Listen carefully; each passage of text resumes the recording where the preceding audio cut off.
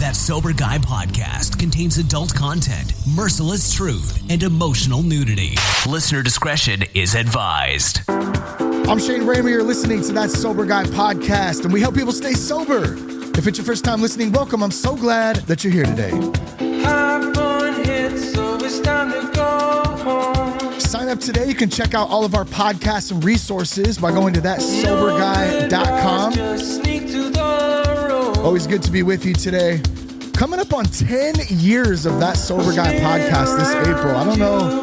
It's pretty insane to me and amazing at the same time. Just hundreds of great guests and lots of great opportunities to connect with people and talk about obviously sobriety, but how do we become better fathers, better husbands, better leaders in our community, better spiritually connected, better fit, overall health and wellness. And man, just what a great opportunity it is to be of service and to help facilitate these conversations. So I just really appreciate everyone who supported the show over the years. And man, I love you guys and I appreciate you and just want to throw that out there. And a shout out to Humans Music as well. Always digging that intro music. Our guest today, who I'm going to get to in just a second here, I see him bobbing his head to the Humans Music. It's such a great little intro. So it hopefully brings some energy, and they got lots of great tracks out there, so you can check those guys out. I think it's humansmusic.com, and also obviously Spotify, iTunes, all the major platforms where we do listen to some tunes at. Our guest today is Chandler Rogers, and really excited to chat with him today. Chandler is the founder and CEO of Relay, which is a digital recovery tool that helps people find peer support and shame-free accountability. And I love that because, you know, a lot of the times with addiction, with alcoholism, things that we struggle with just in life, there's a lot of shame, a lot of guilt. I know I experienced that. And it still pops up, you know, now and again, even after 10 years, you know, of being alcohol free. But Chandler, through his own personal journey of recovery, grew passionate about overcoming the isolation and really coming together with others to find healing through connection.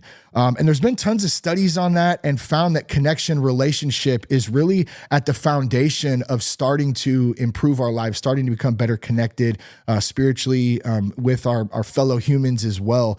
But prior to Relay, Chandler worked as a product manager for various different tech companies, and he holds a bachelor's in business strategy from BYU and lives in the Salt Lake City area with his wife and newborn son. So it's really great to have him on today, Chandler. Great to chat with you, man, and congrats on the newborn son as well, man. Oh, thank you, man. No, I'm super happy to be here and honored as you approach 10 years of the podcast, so we get to be chatting today. Yeah. Super happy to be here. Yeah, thank you. I appreciate that. And you're out in the Salt Lake City area. How old is your son, by the way? Just a couple of months, or what are we coming up on? So yeah, he turns 2 months this next week. So yeah, I've just been hopping back into the swing of work this last month and not sleeping a lot, but it has been so amazing. It's just been a cool journey so far. Yeah, absolutely nothing better than being a dad. And I will say probably one of the top challenges at the same time. Lots of ups and downs. Yeah, I'm starting to figure that one out. Are you like the pit stop crew diaper changer yet? Where I don't, just changing them 100%. Diapers. Yeah. I don't know what it is. This might sound like sick and twisted, but like I tell my wife, I'm like, does he need to be changed? Like, I want to do it. I don't know if I just take some sort of pride in like being the one to change the diapers. It feels fulfilling. Oh, that's funny, man. I love it, man. I love it. Well, good stuff, man. So let's get to know you a little bit. For those out there listening, give us a little background about your own kind of journey, and then obviously we'll get into how you founded Relay, and then what that is, and how folks can get in touch with your company and learn more about that too. Yeah, for sure. So I guess my story goes back to my childhood. I was the oldest of 5 kids. We moved around a lot. My dad just kind of changed companies, every few years when different promotion opportunities came along. And so I was born in Utah. We moved to Arizona, California, Green Bay, Wisconsin. I became a Packers fan during the Brett Favre era. Nice. Right as Aaron Rodgers was stepping in. I remember they canceled school after they won the Super Bowl for like a week or something, just so people could celebrate. People were going crazy. Yeah, it was so funny. All the teachers, everyone's just a cheesehead up there. Yeah. So I was there for 5 years, and then I went to high school in Washington State. near Tacoma, up there in Washington, and then moved out of the house, came to Utah for college. Before that, I went to New York for a couple years. I did this like volunteer service trip for my church, and that was kind of a core part of my addiction story. But I guess going back even before that, being the oldest and moving around a lot, like I felt a lot of pressure to be, a good person. And I think, people who would describe me as a kid would say that I learned quickly. I did well in school. Like I loved to help around the house. Like I felt engaged and happy when I was learning, when I was Yeah. working. And I remember my parents really instilled that sense of like ethic and like working hard, Mm. but also trying to be a good person. We were, a faith-based family, talked a lot about Jesus in our home growing up. And a big part of that was like kind of the rules aspect of Mm. like, the different types of ways in which, hey, don't screw up pretty much. Yeah. And so I think kind of going into my teenage years, I kind of felt that suppressed curiosity almost about like I never really felt the need to be rebellious or to go, explore this or that. I felt like with moving around a lot, I didn't really have a particular friend group. So I had friends that were, on the football team. I had friends that were, in math club, like everything in between. Like Yeah. I kind of could get along with a variety of people. And looking back, maybe felt this sense of like kind of belonging everywhere, but also belonging nowhere, if Mm. that made sense. And at home, Yeah. feeling this pressure as the oldest and with the family culture to kind of perform and achieve and be successful. And I remember kind of my first like intro to realizing that addiction was even a thing was after I stumbled upon pornography for the first time, and it started becoming something that I turned back to over and Mm. over. And being in a religious household, we'd actually talked about, and my parents were like, "Hey, like this isn't good. Yeah. If you guys, come across this stuff, like don't do it," right? Pretty much. It can create all sorts of bad problems for relationships, and that was kind of something that they had told us. And so I didn't necessarily have a desire to go, seeking it out, but I was kind of in the era of, the first generation that had smartphones in high Mm. school and Instagram kind of becoming a thing and bombarded with all sorts of, really sexualized content, Yeah. to be frank. And I didn't know how to handle that. And just being a normal, teenage boy felt like, curiosity was piqued. And as it kind of became something that was more habitual, I started realizing like, I don't know that I want to be doing this. And I started to make the conscious effort to stop. Mm. And it was kind of this phase. I think I was, 17 at the time, so probably a junior in high school, where, after a few months of like really focused on trying to control myself, like it was really not about the porn watching or that like whatever, like if it was an addiction or not, I don't know. Yeah. It's just the fact that I couldn't actually align my decisions with what I wanted. So I Mm. would sit down and I would say, I like, this is the last time. And then I'd feel the urge, and couldn't, the craving would come and I couldn't do anything about it. It just felt Yeah. like I was weak and I sucked. And that was kind of this shame cycle started to perpetuate where I felt, all this shame of, on the outside, people see Chandler as this kid who's doing well in school and sports and uh, music or whatever. And Yeah. like, not outwardly rebelling in any sort of visible way, but internally I started to really process this, Mm. I think, sense of character flaw. Like if I can't get a handle on this, then I must be broken. And I must suck, right? And like only people who, are really off the deep end can't, control their behaviors or control the choices they make. Yeah. And so it was this kind of like theme over the next couple of years that really I think, created some damage and also just this unhealthiness in terms of just like it was really just about how many days clean could I be? There was nothing Yeah. else really to it, just white knuckling it, no strategies, no Yeah. nothing, no support. Can I just Um, say real quick, yeah, because jump in. as you're saying this, and thanks so much, man, for just being open, because this is a big issue, I think, for a lot of dudes out there. Yeah. And even like we've had to have this talk already with my 9-year-old son already about Yeah. this stuff, because it is pushed through media, through all the different channels, and you end up looking at some stuff that you don't even know how the heck you got there. And you go, wait, what a Yeah. minute. That's how I felt. I was like, how the heck did I even get Yeah. here? And it just, as you were saying that, it reminded me, I pulled it up, Romans 7:15. I do not understand what I do, for what I want to do, I do not do, but what I hate, I do. And like, it's so Yeah. like, it's so relevant in that, where there's this spiritual battle and we can feel it in our flesh just takes over. And at the same time, and which we'll get into here in a little bit when you're done kind of sharing, the isolation from that shame and guilt and all that stuff that comes with it. So I just kind of wanted to throw that in there because I think it's very relatable to what you're sharing. Oh yeah, thanks for sharing that. I think that's super relevant, and just feeling like, yeah, I hate what I do and I don't know how I got here, Yeah. and the only answer must be to try harder. And then with every time of trying harder and the results not changing, this internal message reinforces itself of I must be broken and something is, something's wrong Yeah. with me. And my overall life I didn't view as successful because of that.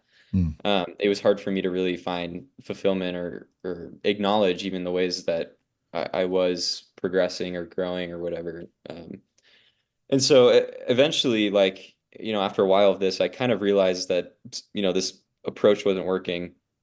And I was kind of open-minded to trying other things. And so I came across um, basically like this ad on Facebook for a local like group program for young adults. So like my age, 18 to 30 or whatever, for guys who are trying to develop like self-mastery with, porn habits or just general like sexual self-mastery. And probably a lot of people would find that scary. At this point, I was like, I really just want to get a handle on this. Yeah. And I feel like more, lost than ever and incapable. I'm just going to try this. And so I ended up joining that. It was over Zoom, led by a therapist weekly. It was basically group therapy.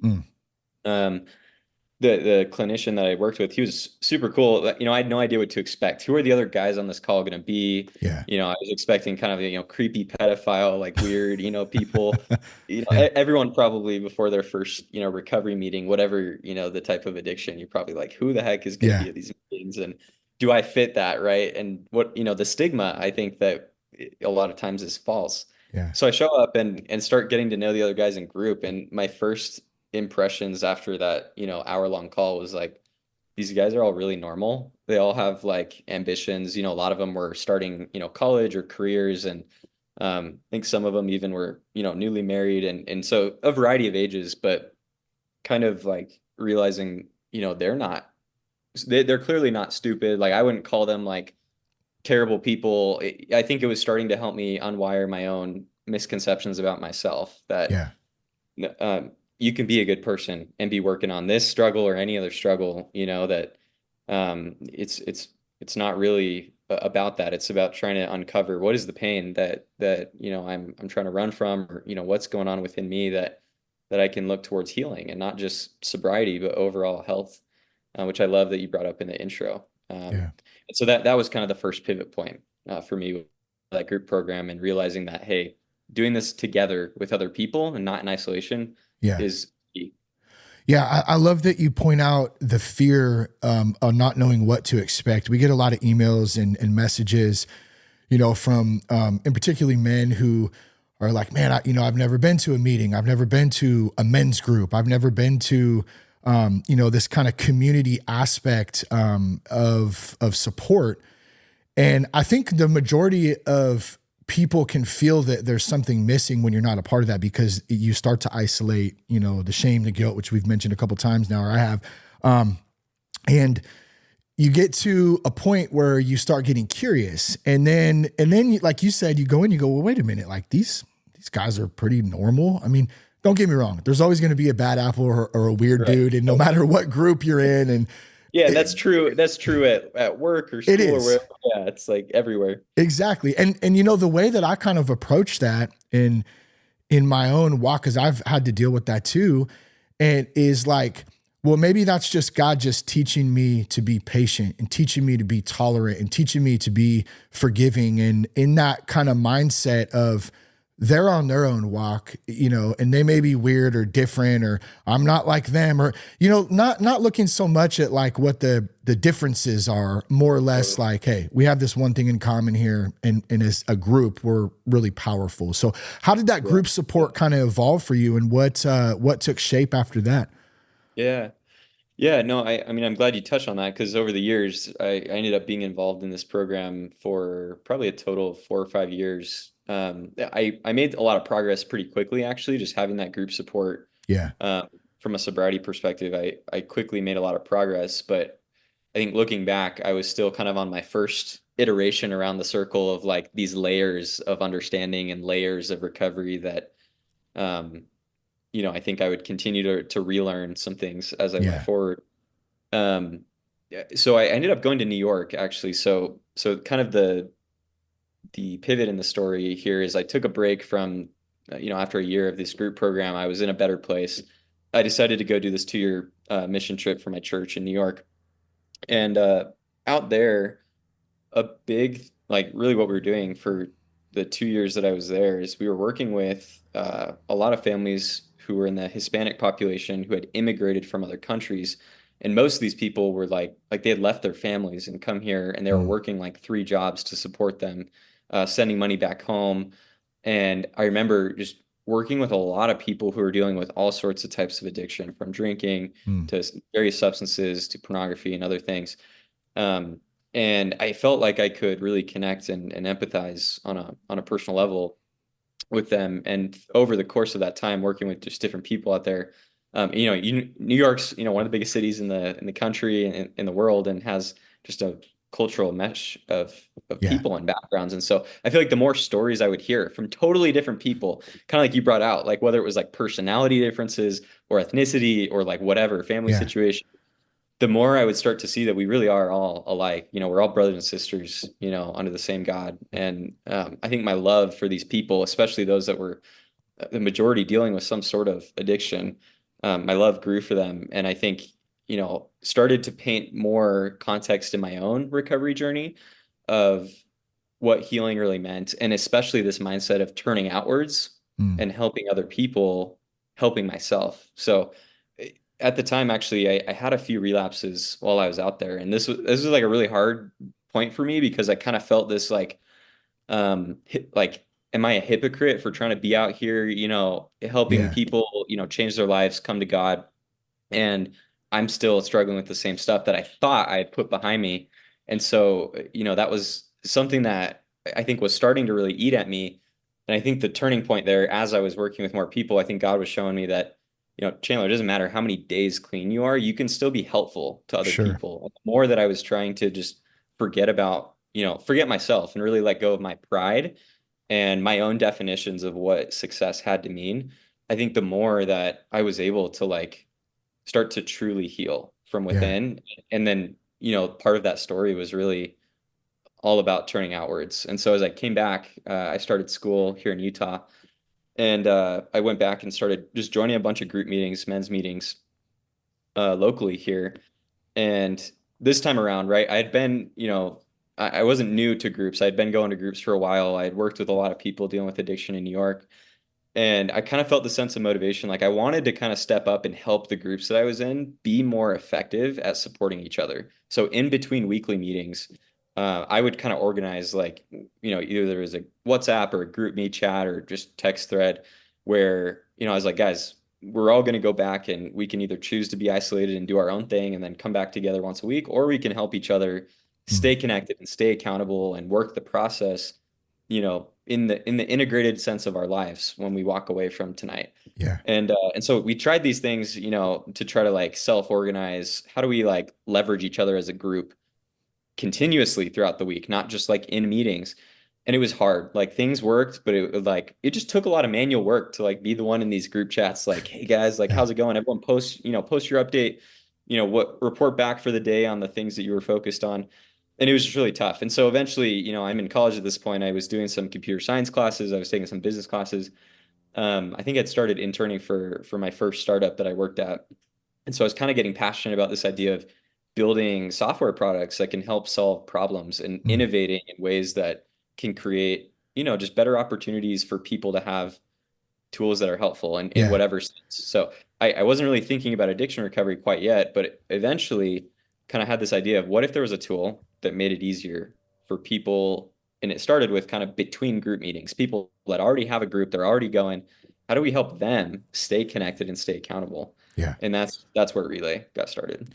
Man, so did you feel like when you look back on this now, even though you're kind of looking at the tech side of it first, and then that kind of bled over into the recovery aspect of it, I know like for me, when I was still, especially in the last year, I just really felt purposeless. I didn't know what my purpose was. I didn't know like, why am I here? It just didn't feel like there was a lot going on, and it was very confusing. And then like once I had this path of recovery and like started the podcast stuff, I really felt a new purpose in serving others and trying to get out of myself. Did you feel some of that too? And was that a big part of like the motivation and the foundation setting to move forward with actually starting like this, digital recovery tool?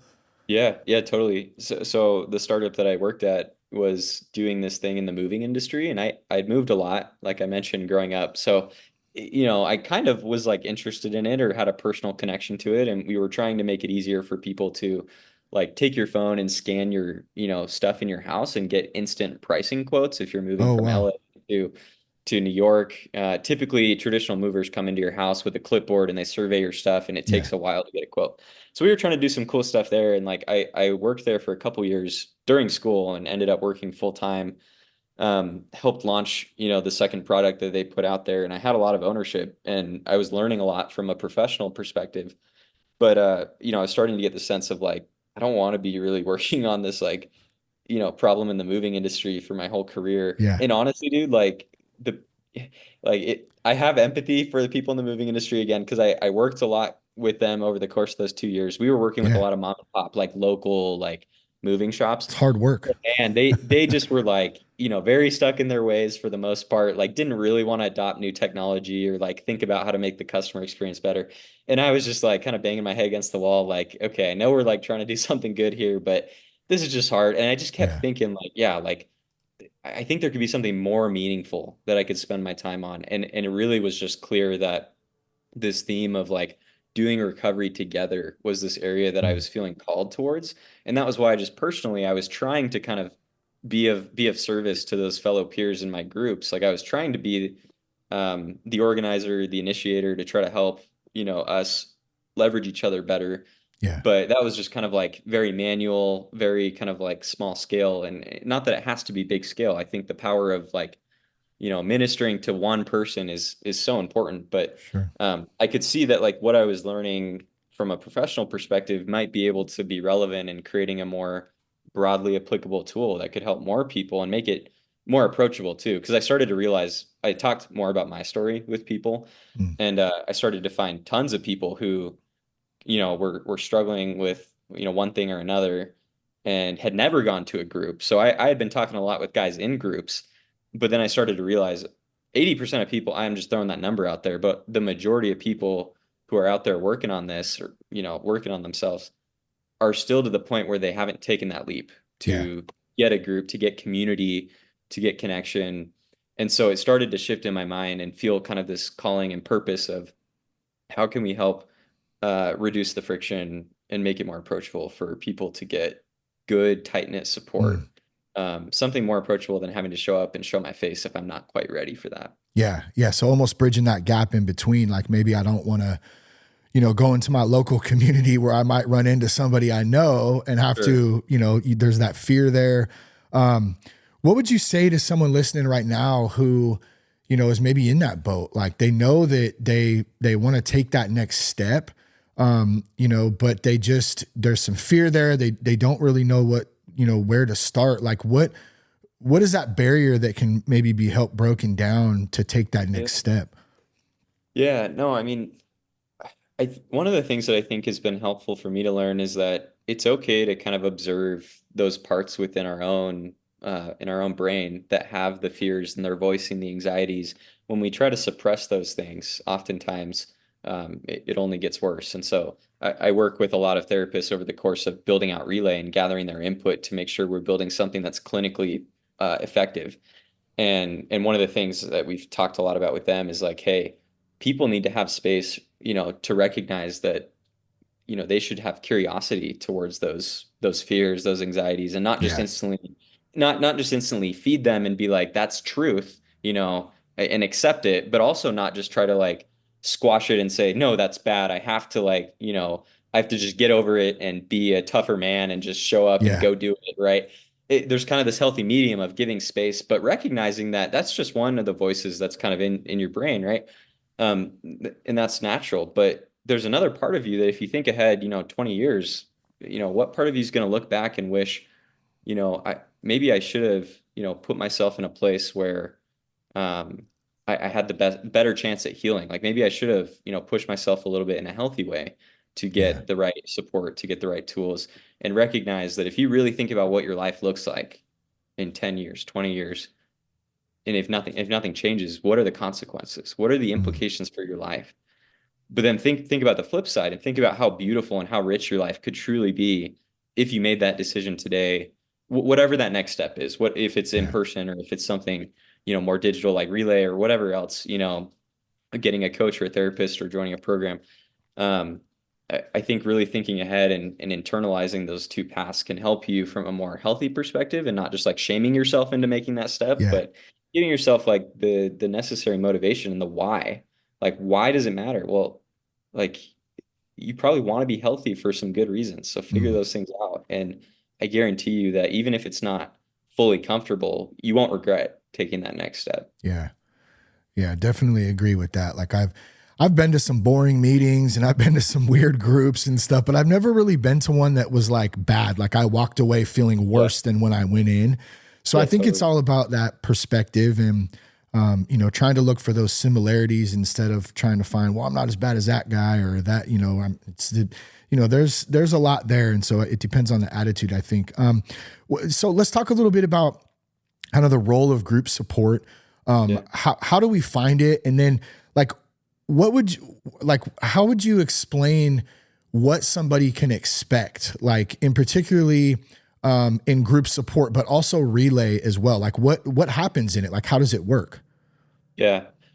Yeah, I think to understand group support, it's first probably helpful to think about what a support system means for your life generally. So think about just in general, the point of having deep relationships with people is really so that we can go through life together and share the ups and be there for each other through the downs. Yeah. So that's why we seek out a mate, a partner to do life with, or that's why, we try to work on family relationships and friends that, there will be good parts of life, whether that's, work or personal hobbies or family or other things. And then we all have stressful trials and challenges and things that are difficult. So having a support system, I'm probably stating the obvious, but it's developing relationships Yeah. that can help you um, confront the challenges of life in a way that helps you grow and helps you be happy, whatever that version of happy means for you.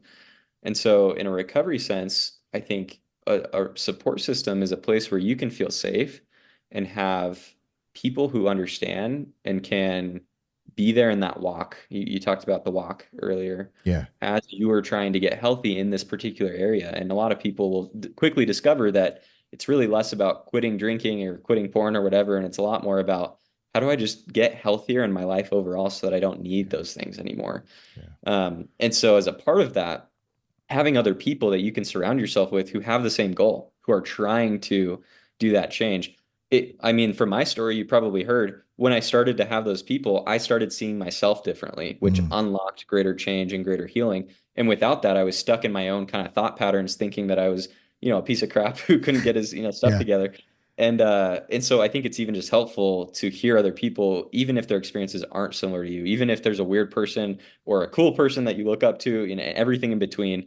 I think it's getting to a place where we have a designated set of people and a designated time and a designated method by which we can get out of our own self to serve others. It's not just about getting. So Yeah. that's a principle too, Great to point. give support and get support, because I think that's where we can start to do the walk together that just makes it easier. It's like if you were going to go, do something physically challenging, like climb a mountain. I know some people are introverted. They may want to do that themselves. I think objectively, it's probably easier to do something hard like that when you take, two buddies who are also equally motivated to summit this mountain, and the three of you can go do it together and push each other when it gets hard. Like I think Yeah. that principle, we see it in sports, we see it in, just general relationships and family, and I think every aspect of life. So that's to me like why support group is so important with how tough recovery can be. why would you try to do that alone? Like, I think it's almost, Yeah. it is the stupid path to try to do it. But it's also clinically shown that the brain can rewire easier when we add that connection part of it in. I think the other piece, so when you come into relay, like what we're doing is if you don't have that group already, you answer a series of questions. It will help match you with a set of 7, 8 other people who are in a similar boat. And we're not trying to over engineer this like you brought up earlier. It's actually not necessary that everyone is identical to you and like, same exact age and, all these Yeah. criteria.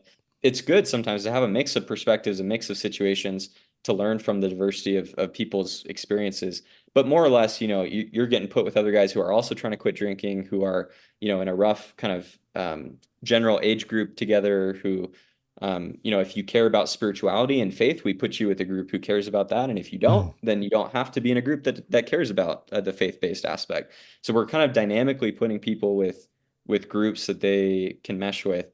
And then unlike a Reddit or Facebook, this isn't like a public social media thing. This is like your private group. Mm. And if it doesn't work out, actually, we frequently can rematch you with another group. And so we have people that, say, I want to add a second group. I like my group, but I want Mm. another one. But it's you can control, with that group of people, how much you ease into it. And you can choose how anonymous you can stay. So I can use, a nickname, or I Mm. can use my real name. A lot of people just use their first name, and I don't have to set a real profile picture. Half the people do because they find that, once I feel like I'm getting to know this group of eight other guys through the app, and we're all kind of like working on this process together, I actually want to go deeper and like invest in each other because that's where you get the value of a support system. Yeah. But the beautiful thing about Relay is we don't force you to make that jump before you're ready. We help make that natural so that you can start to develop these relationships through the group chat. So it's all chat based. Mm. If you want, we offer live meetings as well, but the default for people is we want it to be approachable, but we actually think that meetings are really valuable and they have a place, but how do we help integrate support to your life when you're busy and you only have 10 minutes on a lunch break and you don't Mm. have 2 hours to Yeah. go to a meeting? Well, I can open the app and I can check in with the guys in the chat and I can see exactly how they're doing because you can see, I guess this is the other piece of Relay is you're tracking kind of your personalized recovery plan and we'll help you create that. And you can actually see the default interactions are visibility. So it takes away the friction from seeing, oh, Shane just did a check-in and I can see that he's struggling right now. Let me reach out and see how he's doing. Oh, You may nice. have not even, thrown out a message, but I can see that and be there for you. And so what we see happening in these groups, and we've done thousands of groups now since we first started, is a lot of people that felt really nervous about, what groups are going to be like. They find it to be really natural because we kind of help make it happen a little automatically where the accountability is baked in. And because it's people who are in the same boat, there's less shame. It's just focused Yeah. on we're working the program together. And a lot of people are doing this in tandem with, working with a therapist or a coach, and they're able to input their goals into Relay, so that as a group you can help each other and support each other and make it easier. Yeah. Love it, man. I love it. Lots of good little components of it. And it sounds like it's very open to suiting different wants and needs and kind of aligning people with the right group. So if somebody right now is going, man, that sounds kind of interesting. Like, what is the process for them? Just like, can you give kind of a brief overview? I think maybe that even that alone helps to break down some of that fear of like, signing up and getting plugged in. Like, what does that look like? Yeah. Yeah, totally. So we make it so you don't need to talk to anyone or hop on any calls or do anything. Like you can do it all on your own at your own pace.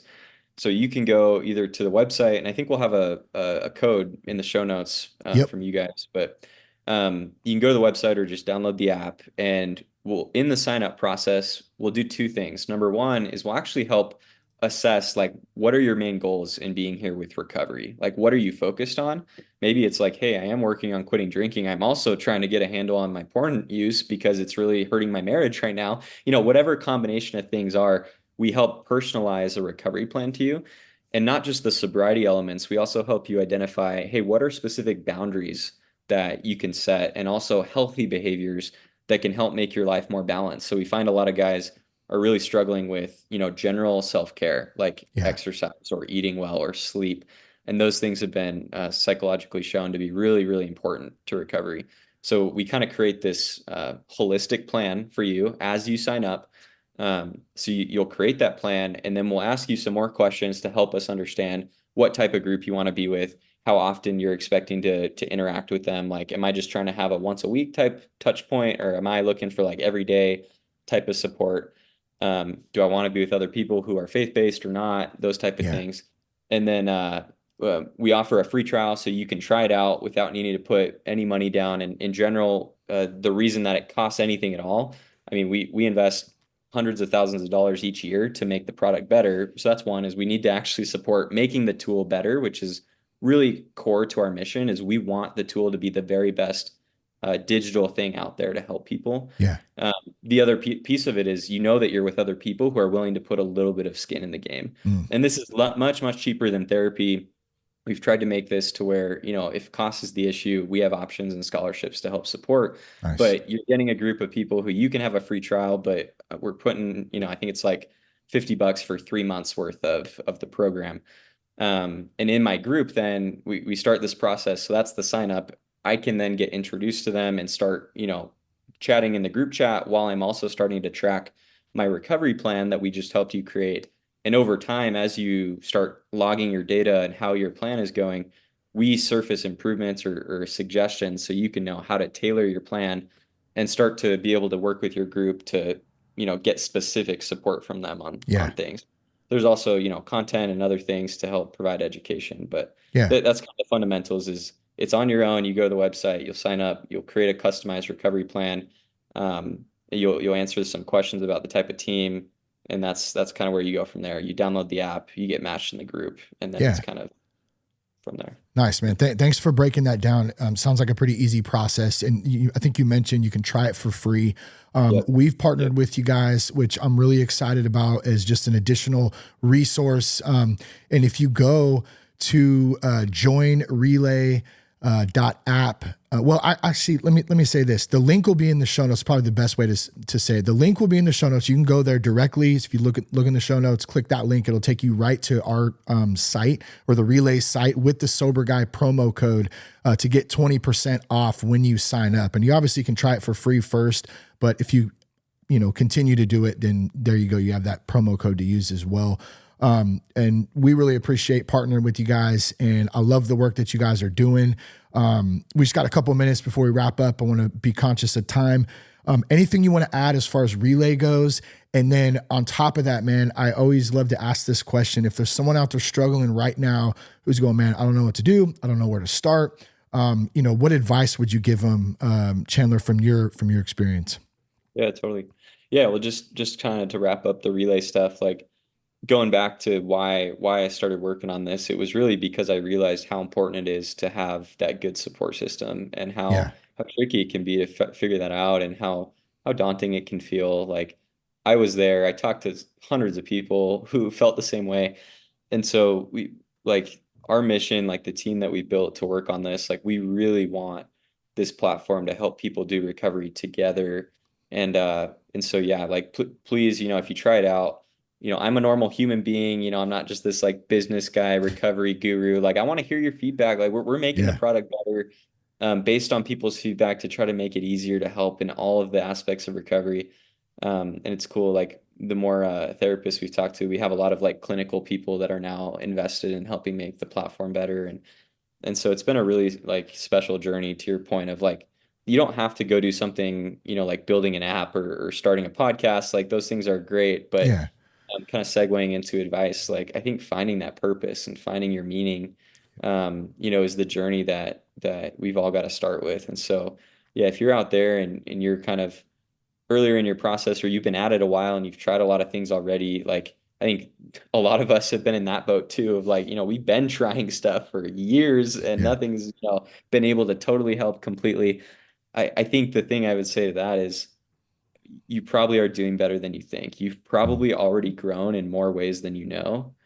And my wife actually has brought this to my attention when I'm kind of struggling internally, dealing with still imposter syndrome or other things. Like, she'll tell me, Chandler, like, I think the things I love the most about you are because of your recovery journey, because you haven't given up, because you're trying to help other people. Like I said, that doesn't have to be anything grand or special, but if you're out there, like the sooner you can turn outwards, both to go and find support for yourself, but also to turn and start helping others. I think the more you're going to see the change that you want in yourself. Yeah.